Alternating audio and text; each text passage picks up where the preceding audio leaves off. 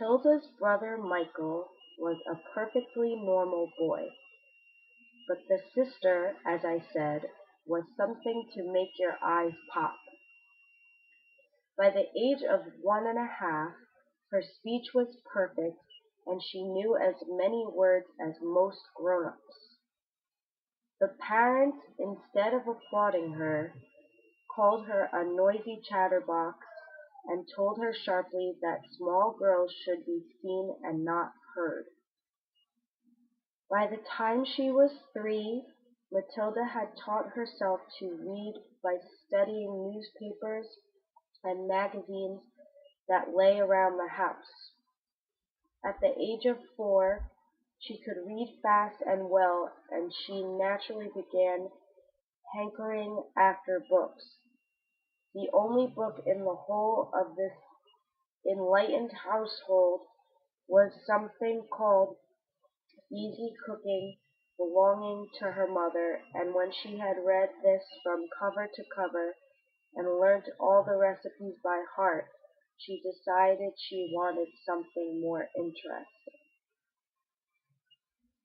Okay, well, I don't really understand the second paragraph on page 11. It says that Matilda taught herself to read by studying newspapers and magazines that lay around the house, but I'm not sure why she would do that at the age of 3, or why she wouldn't just use children's books. But I guess if I go back earlier in the book, I remember that it says Matilda is a special girl who is very smart and does things differently. She's different, which they say in the beginning of the page too, that she was something to make your eyes pop. Okay. And in the first paragraph too, it says the parents, instead of applauding her, called her a noisy chatterbox and told her sharply that small girls should be seen and not heard. I don't know why her parents would tell her that if she was reading and being really smart and doing things the right way.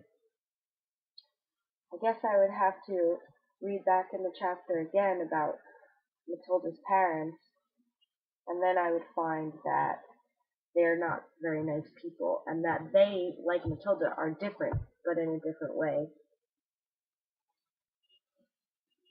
At the bottom of the page, it says that after Matilda read the whole cookbook from cover to cover, she learned all the recipes and wanted something more interesting. I guess I would have to read ahead to see why maybe she would want something more interesting, if she's only 4 years old and reading that much. So I guess those are all ways that I could find out more about these 2 paragraphs. Maybe also I could take one of these sentences and restructure it in a different way. Maybe use my own words, like this one. At the age of 4, she could read fast and well, and she naturally began hankering after books. First time I read that, I don't really understand too much what it means, but if I were to reword it now that I've read it a few times, I could say, when Matilda turned 4, she read a lot of books quickly, and she read them really well, and after reading so much and doing so much reading, she wanted to find books and read them on her own. She loved reading books.